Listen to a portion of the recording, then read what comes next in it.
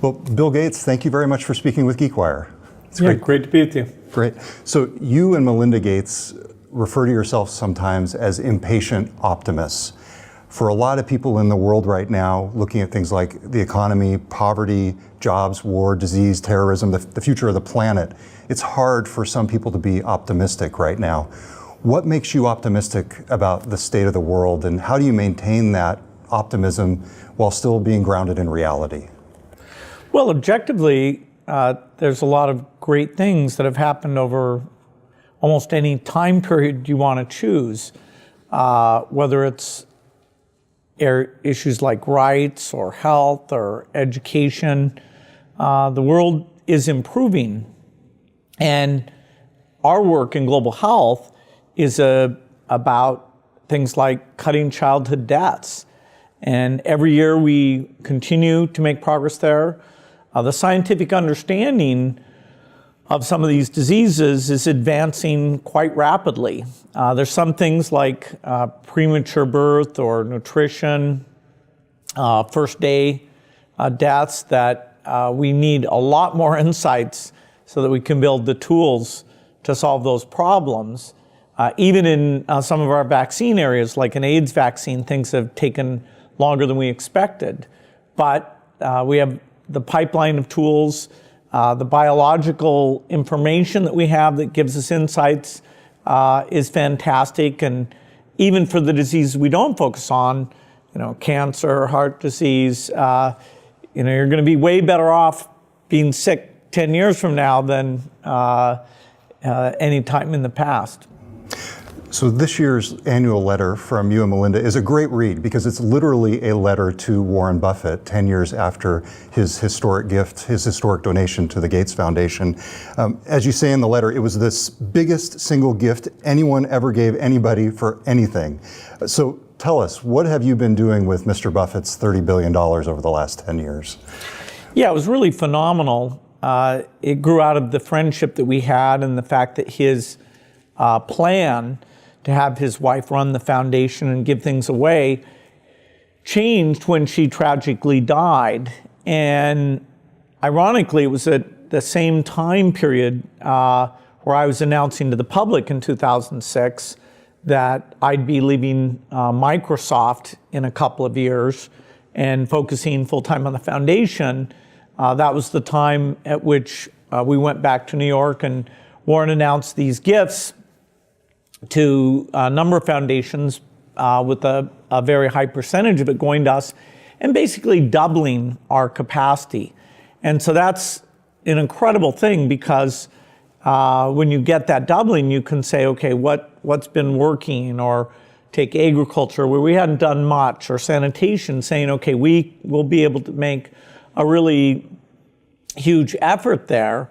And so it really energized the foundation, and half of what we've gotten done in this last decade is because Warren trusted us.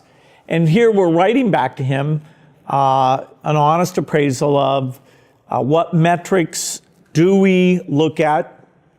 It's not profitability. Most of the people who work for Warren, he can say, how are you feeling about your business? And if they try and say, okay, it's something other than profitability, he'll say, wait a minute, what game are we playing here? The philanthropy game, you're going for different outcomes, saving childhood lives, having kids grow up so that because they don't have malnutrition or disease, that they achieve their full potential. And so we take for Warren things that, because he's very intelligent about the world, but doesn't get to go out in Africa and see what we see, we take and say to him where we stand. And it's basically a very positive report that his gift has made a phenomenal difference. One of the key pieces of data, in fact, perhaps the most important piece of data, is childhood mortality. Deaths under 5 years old, and then you also talk about newborn mortality as being the leading indicator of that. It seems like if the world were an operating system, that childhood mortality would be the highest priority bug in a lot of ways. How do you look at tackling this problem, and how do you explain to people why childhood mortality is so important to fix? Well, the death of a child is an incredible tragedy all over the world. And back in 1990, about 12% of children were dying before they reached the age of 5. Now we've got that down to about 5%. So we've more than cut it in half. And that's because we're getting vaccines out. Economic improvement also helps there. But the vaccines are why we've seen an acceleration in getting that down. And so we're creating this alliance, Gavi, that has helped buy the vaccines, that we're in the rich world but not getting to the poor kids, getting a very cheap price and figuring out the cold chain and getting the delivery right. And then funding research for new vaccines, a lot of whom are coming along. You know, we got a meningitis vaccine out, got that through large parts of Africa. That has been a huge success. And so thinking about impact on children meant adding to the agenda, both the R&D agenda and the delivery agenda. But it's amazing news, even in the scale of other tragedies people think about, this idea that there's 122 million kids that are alive that would not be if that fatality rate had stayed at that 1990 level. That's 122 million families. And, if we were just talking about 1 or 2 lives and, do we want to go out and help that mother and help save her child, we'd be very moved and we'd put resources into that. Here, it's actually big enough that it's a worldwide thing that families are better off. You describe vaccines in particular as the greatest deal in philanthropy. This is speaking in Warren Buffett's terms. It's almost like you say an investment in Berkshire Hathaway 30 years ago, the investment in vaccines. So what needs to happen next in vaccines to solve all of these issues that you're still running into with TB and everything like that? Yeah, we're still missing about a dozen vaccines that will make a huge difference. For adults, we've got HIV and TB are still huge. For kids, malaria is still killing 500,000 kids a year out of that 6 million. For that first 30 days, or even that first day, we need to see what's causing the infection. So there, we probably need some vaccines, but we need a little more data to make sure we're getting the vaccines that will save the most lives. We're very enthused about the idea that in the 3rd trimester, we would actually give the mother a vaccine, and her antibodies, the protective things that the immune system makes, actually pass through to the baby, both when the baby's born and through the mother's milk. And so because the baby's immune system is actually not very strong for that first few months, using the mother's immune system to do this, it's a very exciting idea and something that we're investing heavily in. So I know you've said you talked with President Trump about innovation generally. Did you talk with him about vaccines when you met with him? Absolutely. I talked about that during the next 4 years, we hope to get an HIV vaccine, that's been harder than people expected. I talked about polio, where by getting the vaccine for polio out to so many children, we find ourselves with less than 50 cases last year. So this year, with luck, we'll see the last cases. Then 3 years later is when they certify that you really have done the surveillance and the disease really is gone. And so investing in innovation, which was my broad theme talking to him, that included health, vaccines, it included energy and education. The idea that some of these investments that government makes create the platform that then the private sector can take it from there. The analogies to things like the moonshot were, what I said, okay, get behind an innovation agenda. I don't know if that will happen, but I wanted to get that in front of him. Did he seem receptive? Well, he's met with all sorts of different groups. about a lot of different things. But yes, he took the time, he listened, and he wanted to understand about some of the different diseases and the strength of the American role in doing all these things. I went through the economics of how vaccines, even though the cost of making the first one, the R&D is very high, that the marginal cost of making these things brings them down to under $1 eventually as you get the volume up. And yet, this past week, or in general, there was a report that he was considering Robert F. Kennedy Jr. for a vaccine committee, review committee, and Trump himself has been openly skeptical about vaccines and the connection to autism, which I know is something that you've disputed. How do you get that across to him, and what are the repercussions of Trump's presidency if you look at the impact on vaccines in the U.S. and the implications for global health? Well, vaccines are a miracle. They're fantastic. Anything that makes people hesitate to give their children these vaccines according to the recommended schedule creates risk. Risk for the children who don't get vaccinated, and risk for children some of whom don't have an immune system. And so they're benefiting from the fact that the community protection means the disease doesn't get to them.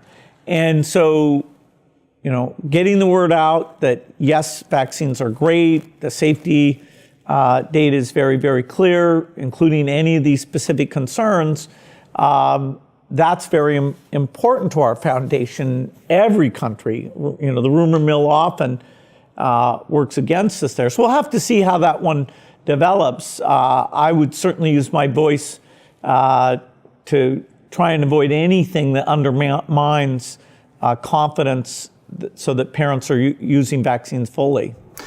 Slightly off topic, but did you talk to him about the environment and global warming and energy as well? Yes, my innovation message specifically included energy. It happened to be the same week that on Monday and Tuesday, I announced the Breakthrough Energy Venture Group. And then on that Tuesday afternoon in December was when I sat down with him. So I explained, the U.S. has great science here. This is where the market for these things is going to be. It connects to less pollution. It connects to U.S. jobs. It connects to security, not needing the energy coming from far away. And, energy is very primal stuff. And there are a lot of leads that are promising, still at a fairly risky stage. But over the next decade, some of these breakthrough approaches are going to pay out. And U.S. research and U.S. leadership on this should be part of how it gets solved.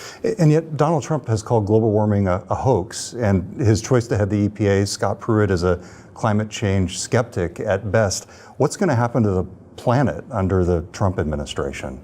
Well, we're in a period of uncertainty about administration policies, and the range of what might happen is particularly high here. I don't think that these R&D and innovation budgets will be substantially reduced.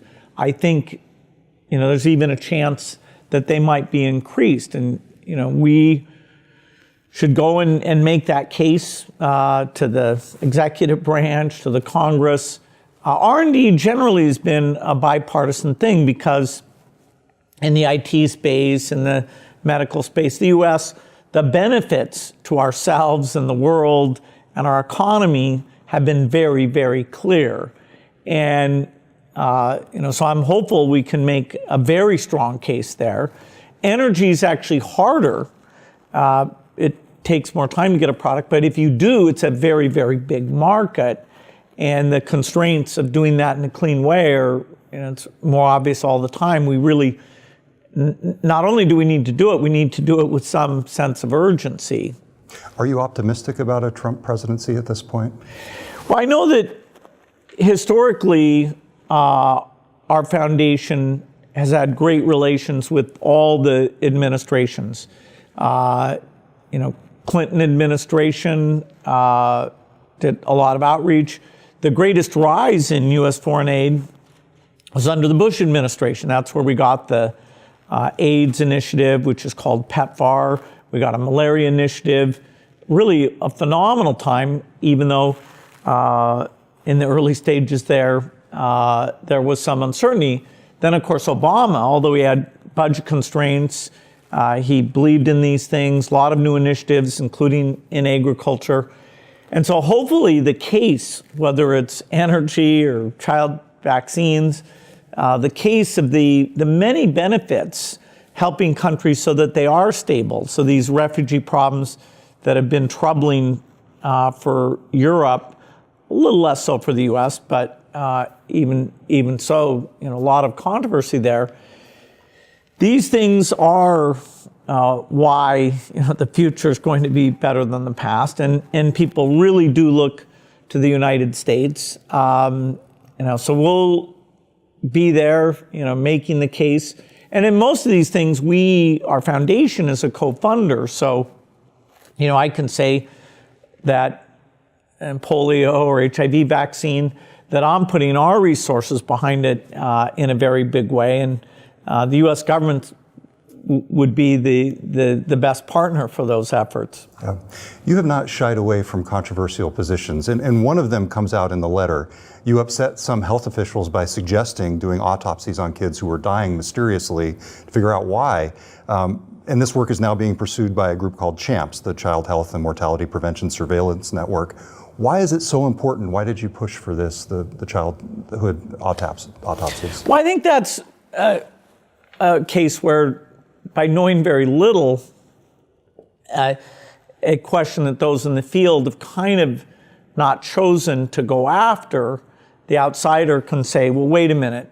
Yeah, that might be hard, but boy, let's really try because it would be so valuable. As we've taken diarrhea and pneumonia down and even malaria down quite a bit, the portion of the days that are very early in that 5 years, the first month, the first day, it's about half now. And yet, that's the part we understand the least. When a 3 or 4-year-old or a 4-year-old dies, almost all the time we understand what the proximate cause was. Some of these early deaths, we don't know much at all. Was there an infection there? Is there some new tool, antibiotic, vaccine, that could have saved that child's life? Now, the immediate response was, okay, autopsies are very, very expensive. They're somewhat disfiguring of the body. It's just not realistic that either the skill or the permission would be there.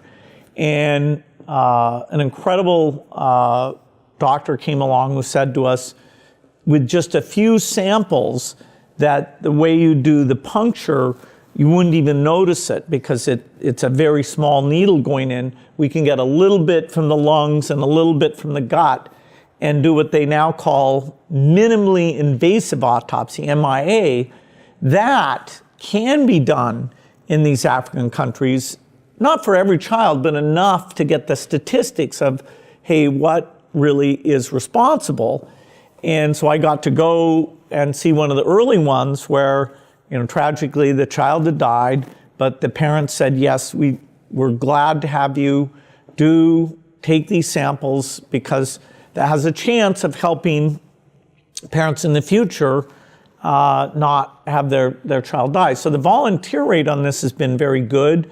We have the latest molecular diagnostic tools that are way more sensitive than ever.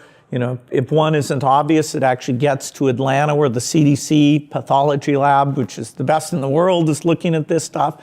And so now we're gaining immense insights into, okay, what's going on in those first 30 days? Another area where you and Melinda have taken a stand that has been controversial is contraception in the poorest countries. Why is this important? Melinda keeps a note of encouragement from Warren Buffett, saying it was the gutsy thing, but the right thing to do. What have you learned about taking a stand on this issue, and has it influenced your willingness to take a stand on other issues? Yeah, contraception really shouldn't be all that controversial because it's a tool a woman can use to delay her first birth until she's, say 18 or 19 years old. She can use it to space births, and she can use it to with their husband have the family size that they think is appropriate, so that in terms of nutrition and education, they're able to do a good job for these young children. And making the contraception easy to get to, making it low cost. There's lots of inconvenience, so you need choice. One of them is an injection that for 3 months you're not fertile, so then every 3 months you need to go and get that. We have a goal to make that self-injecting, and so you can give it to yourself instead of having to go off to a health worker. So you could even buy a few of them in one trip and keep those, so cover yourself for say 6 or 9 months. So we're learning about how do we need to educate women, how does the supply chain work, getting those costs down. Very similar to what we're doing in vaccines, because it is a fundamental tool. Yeah. So let's talk a little bit about the talent pipeline. People talk about this in technology. I'm really curious about how this works in global health and your perspective on it. What do you say to somebody who is graduating with a computer science and engineering degree in 2017? What should they be working on to make the biggest impact in the world, other than maybe the latest version of the Snapchat spectacles or something like that? Well, there's progress available in many, many dimensions. If somebody's working on AI, that is profound. It could really make a big difference. Things like reading or the cutting edge there, and Microsoft, Google, many others are moving full speed on that. So it's a very exciting time. If somebody's working on a new medicine, computer science helps us model those things. We have a whole group here in Seattle called the Institute for Disease Modeling that is a mix of computer science and math type people, and the progress we're making in polio or our plans for malaria are really driven by their deep insights. If somebody's considering being willing to go out and work in the field in global health, those are a particular class of heroes, because it's hard to work in those places. And our foundation gets so many of our learnings from people who've been out there and seen, okay, this tool's not going to work there. Or there's more of a problem here than you should really get involved in that. And we don't need a super high percentage of people to do it, but the more who are out there, the better. That deserves a special kind of praise. Can technology and engineering alone save the world? Is that enough? Well, alone, there's no doubt that if you go back before, say, 400 years ago, there were plenty of people who were caring and all that. And the thing that came in, was a mixture of science and engineering and incentives and market structures around that. So, the steam engine, the Industrial Revolution, eventually electricity, cheap cars. In the early parts of that Robert Gordon book that talks about how the 1870 to 1970 period focused in the U.S. with a bit of a leg for other geographies, that was a miraculous period of time. And yes, science and engineering were necessary elements of that. And so when we say, will people be dying of cancer? Science will help us with that. Still, in terms of helping older people or students with special needs, all of these things, they have to be delivered. They have to be delivered in a kind way. Teaching is a human-to-human thing in terms of building a kid's self-confidence. So if we take the broad ways that we want to see society to be better, science can only provide certain pieces of that. If we can avoid climate change, it makes it easier. Yeah. If we can make energy cheap and food cheap, but all human skills will still be important, reaching out to those in need. Yeah. So it's been just about 9 years since you stopped your day-to-day role at Microsoft back almost a decade ago. What do you think about what's happened at Microsoft over the past few years? A lot of people look at it as a revival, especially if you look at it in the stock market. Do you see it that way? Well, Microsoft has some assets like Office that have stayed strong, and there's so much room for innovation in those. So, that's probably the most amazing asset that Microsoft has, is that globally, the way people get productivity with Outlook, Word, they maintain that position, and there's so much more that they are doing. And, I get to push a little bit and share ideas in my part-time work. Something like Windows it's still an unbelievable asset, but because the world is somewhat phone-centric, it's an asset that has to be managed very carefully to make sure that it's extended. And there are very interesting things that are being done with that. And it's fantastic that Microsoft in the cloud space is one of very few companies that's got the critical mass, the particular emphasis on helping business customers get up to that cloud with all the unique requirements they have. So it's very exciting. I'm very lucky that Satya and the team there creates an atmosphere that, going in and pushing them a little bit and, sending memos, they make that fun for me. And, actually some of those ideas, they latch onto. What are you focusing on most? What areas are you focusing on most in your time at Microsoft advising them?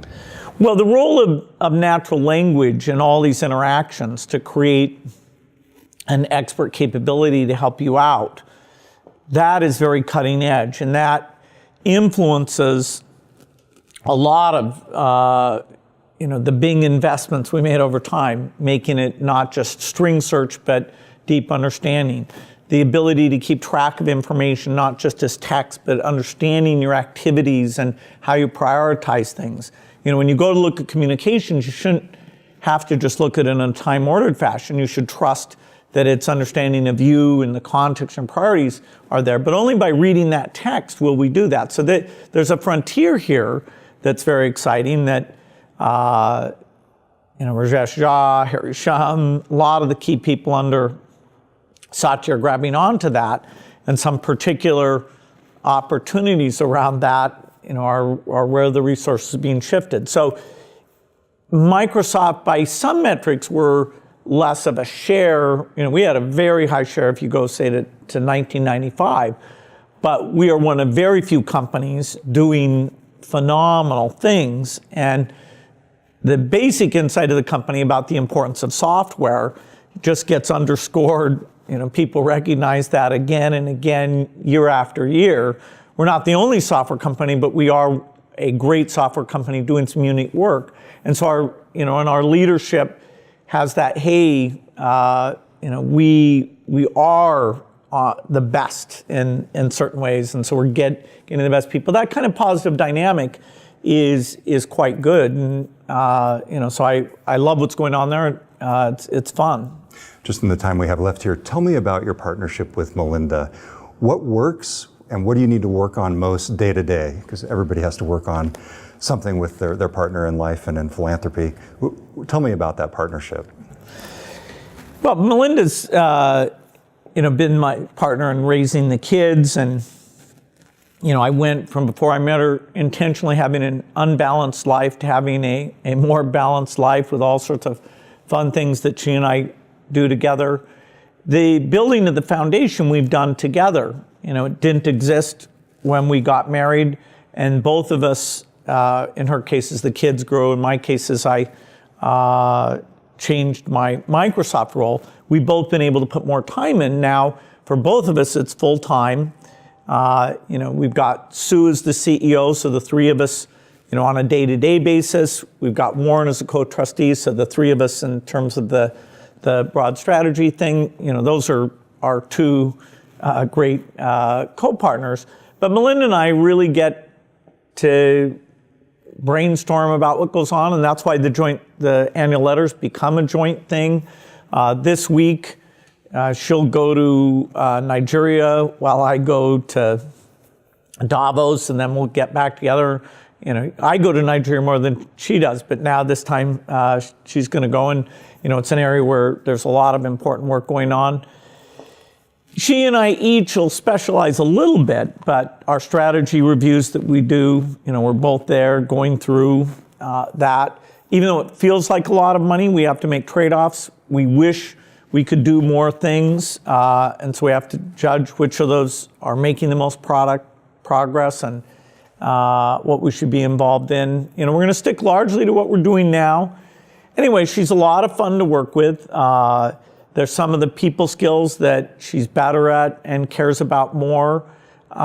It'd be a mistake not to think of her as very numerical and interested in the science. I enjoy, if I get ahead of her, say, understanding the immune system, then we can spend a few hours where I'm kind of going through how amazing it is and interesting, and how that affects our creating new products.